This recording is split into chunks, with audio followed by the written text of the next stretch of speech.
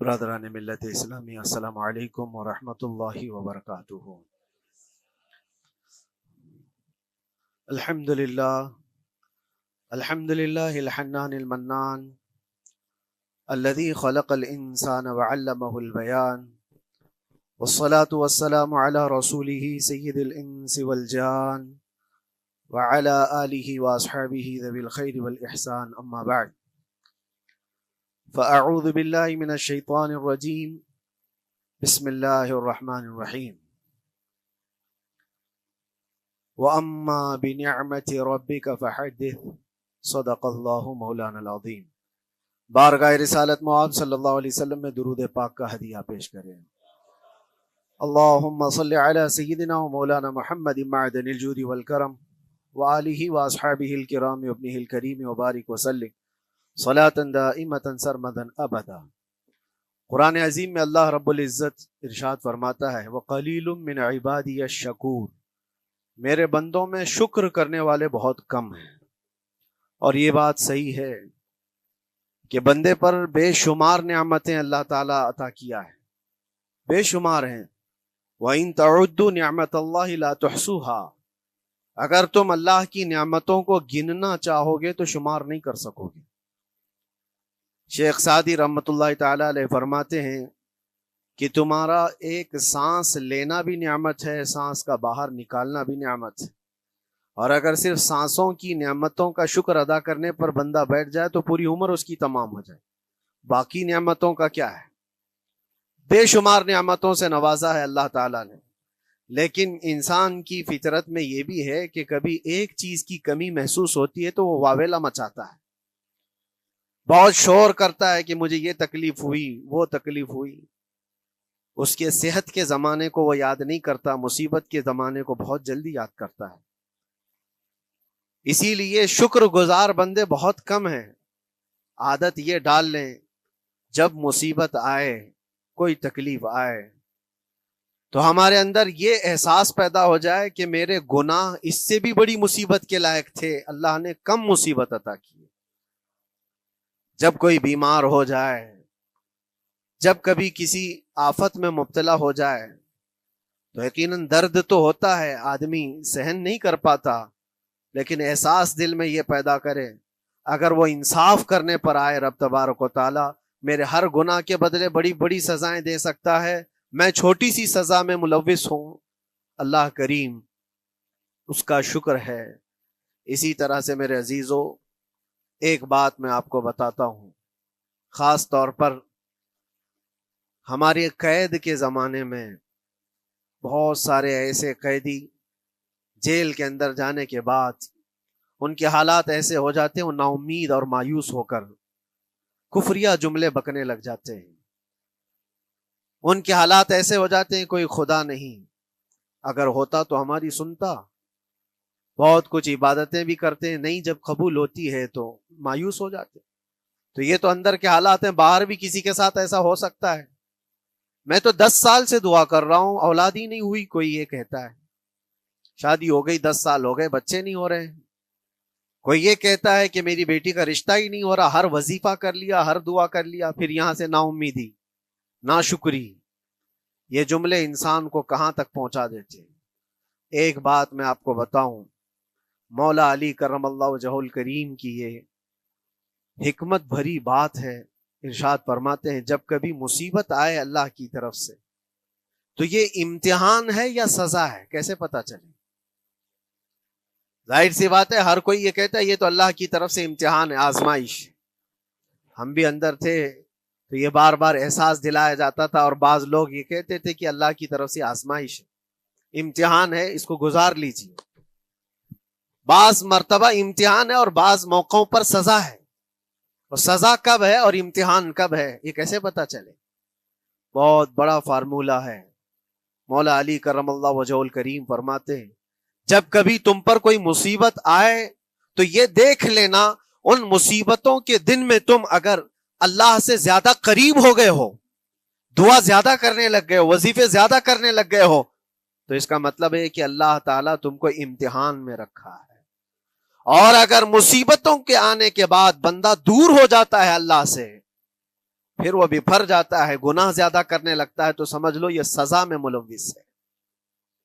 اب سب کی زندگی میں یہ مصیبتیں جب آتی ہیں تو خود اپنے آپ کو ریئلائز کرے، احساس کر کے دیکھے کہ مصیبت آئی ہے تو میرے ہاتھ میں تسبیح آ گئی یا پھر گالی گلوچ، مصیبت یا آفت آئی ہے میرے گھر پر تو میں عبادت اور نماز کی طرف زیادہ جا رہا ہوں یا پھر عیش و عشرت کی طرف زیادہ جا رہا ہوں، تو تمہیں خود پتا چل جائے گا کہ تم اللہ کی طرف سے امتحان میں ہو یا پھر سزا میں ہو۔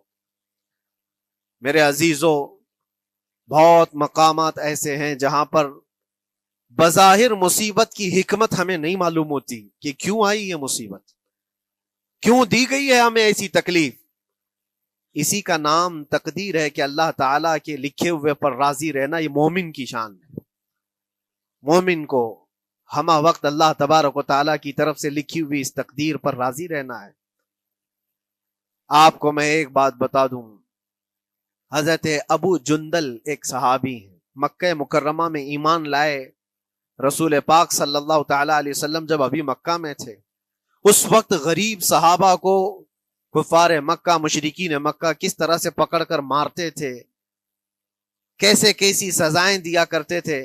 اسی اسنا میں اللہ کے نبی صلی اللہ علیہ وسلم ہجرت کر کے مدینہ تشریف لے گئے، لیکن جو ابو جندل تھے یہ قید میں تھے، قید میں تھے، ان کا باپ خود ان کو قید میں رکھا ہوا تھا، اور ایسی قید کہ زنجیریں بندھی ہوئی رہتی تھی، مسلسل کئی سال گزر گئے۔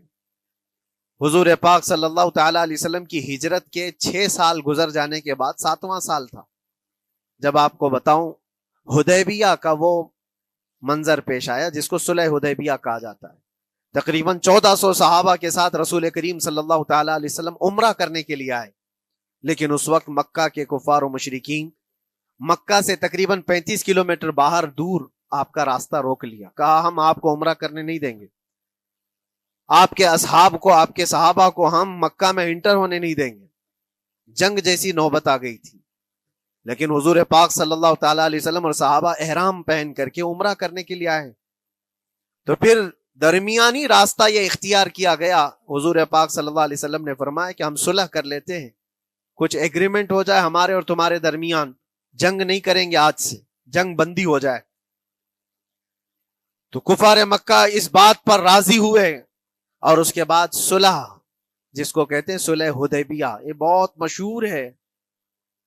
صلح حدیبیہ ہوئی، اس میں سارے پوائنٹس جو لکھے گئے تھے ایگریمنٹ کے اندر وہ سب مکہ والوں کی حمایت میں زیادہ تھے، دبا کر کے انہوں نے صلح کی تھی اس طرح سے ان کے زوم کے مطابق، یعنی اگر کوئی مکہ سے بھاگ کر مدینے جائے تو انہوں نے ایگریمنٹ میں لکھایا تھا کہ آپ کو وہ شخص ہمیں واپس کرنا پڑے گا، اور اگر مدینے سے کوئی بھاگ کر ہمارے پاس آئے تو ہم اس کو اپنے پاس رکھیں گے، ہم باہر واپس نہیں بھیجیں گے۔ تمہارا کوئی آدمی ہمارے پاس آ گیا بھاگ کر کے، یا ہمارا ہی وہاں رہنے والا کوئی آدمی آ گیا آپ کی امان سے نکل کر کے، تو ہم اس کو اپنے پاس رکھیں گے۔ ایسی بہت ساری شرطیں تھیں، میں کیوں کہہ رہا ہوں یہ بات سن لیجیے۔ یہ صلح حدیبیہ ہو گئی، ایگریمنٹ ابھی لکھا جانا تھا، وہ ابو جندل صحابی جو کئی سالوں سے مکہ میں قید میں تھے، زنجیریں توڑ کر کے وہ باہر نکل آئے، اور جب ان کو یہ خبر ملی کہ مکہ سے 35 کلومیٹر دور اللہ کے نبی صلی اللہ تعالی علیہ وسلم اپنے صحابہ کے ساتھ پڑاؤ ڈالے ہوئے ہیں اور تشریف لانے والے ہیں، کسی طرح بچ بچاتے ہوئے وہ وہاں پہنچ گئے حدیبیہ کے مقام پر۔ جیسے ہی وہ پہنچے صحابہ میں ایک شور ہو گیا، صحابہ جانتے تھے کہ کتنے سالوں سے ابو جندل قید میں ہے، طرح طرح کی اذیتیں اٹھاتا ہے، بہت مصیبتیں اٹھائی ہیں ابو جندل۔ دیکھا ان کے جسم پر پورے زخموں کے نشان تھے، ہاتھوں اور پیروں میں زنجیریں لٹکی ہوئی تھیں۔ وہ اسی حالت میں صحابہ کے پاس آ گئے، صحابہ سب نے سینے سے سینہ لگایا، استقبال کیا، ابو جندل تم آ گئے ہمارے پاس، آ گئے۔ اب بات سنو، بڑی حیرت کی ہے، ایگریمنٹ لکھا جا رہا تھا اور ابو جندل مکہ سے فرار ہو کر کے آئے تھے۔ ابو جندل کا جو باپ ہے اور دوسرے جو رئیس مکہ کے تھے، قریش کے سردار، سبوں نے ہاتھ روک لیا اور کہا ہمارا ایک آدمی بھاگ کر آپ کے پاس آیا ہے، ایگریمنٹ کے مطابق اس کو آپ ہمیں واپس کرنا ہوگا، واپس لوٹانا ہوگا۔ مکہ میں رہنے والا شخص آپ کے پاس آیا ہے، وہ ہمارا قیدی ہے۔ حضور پاک صلی اللہ تعالی علیہ وسلم نے فرمایا ابھی تو لکھا نہیں گیا، اس سے پہلے وہ آیا ہے، چھوڑ دو اس کو، اس کے بعد جو بھی ہوگا اس پر عمل کریں گے۔ مکہ والوں نے کہا نہیں، ہم نہیں مانتے اس چیز کو۔ حضور پاک صلی اللہ تعالی علیہ وسلم نے یہاں تک فرمایا اس ایک شخص کو میری ضمانت میں دے دو، باقی تمہاری ساری شرطیں منظور کر لی جائیں گی۔ وہ رحمت للعالمین، نبی اکرم صلی اللہ تعالی علیہ وسلم اپنے غلاموں پر رحم کیسے نہ کریں؟ جب ان حالات میں دیکھا ابو جندل کو تو صحابہ بھی حضور کے پاس آئے اور کہا یا رسول اللہ صلی اللہ علیہ وسلم صلح کیوں کر رہے ہیں ان کے ساتھ؟ جنگ کریں گے ہم ان کو، ہم نے بدر میں، احد میں، خندق میں ان کے ساتھ جو مقابلے کی ہمیں تجربہ ہے، ہم ان کے پرخچے اڑا دیں گے، آپ اجازت دیں ہم جنگ کریں گے۔ اللہ کے نبی فرماتے ہیں میں جو دیکھ رہا ہوں وہ تم نہیں دیکھ رہے ہو، اللہ کا حکم نہیں ہے جنگ کرنے کا، صلح ہے۔ صلح ہو گئی، لکھا جا رہا تھا، اور یہ ابو جندل آئے۔ اب جب حضور پاک صلی اللہ تعالی علیہ وسلم نے فرمایا ٹھیک ہے، ایگریمنٹ کے مطابق ابو جندل کو مکہ واپس بھیجنا پڑے گا، اتنا فرمایا تھا حضور نے، ابو جندل دھاڑے مار مار کر رونے لگے اور صحابہ کو جا کر کے اپنے زخم دکھانے لگے کہ دیکھو مجھے واپس بھیجا جا رہا ہے، مجھے واپس بھیجا جا رہا ہے۔ تو صحابہ کے اندر بھی جوش تھا، اپنا آدمی جب کوئی اتنا مظلوم ہو، اتنا مار کھایا ہو، اور پھر واپس انہی ظالموں کے سامنے اس کو بھیجا جانا ہو تو کیا کیفیت ہوگی۔ تو وہ ابو جندل سارے صحابہ کے بیچ میں چھپ چھپاتے ہوئے رو رہے تھے۔ اللہ کے نبی صلی اللہ علیہ وسلم تشریف لائے اور فرمایا ابو جندل میں کہہ رہا ہوں واپس چلے جاؤ، واپس جاؤ، مکہ جاؤ۔ تو انہوں نے کہا یا رسول اللہ صلی اللہ علیہ وسلم ان زخموں کے ساتھ واپس جاؤ؟ اللہ کے نبی صلی اللہ علیہ وسلم نے فرمایا ہاں ابو جندل، اللہ کی مرضی یہی ہے۔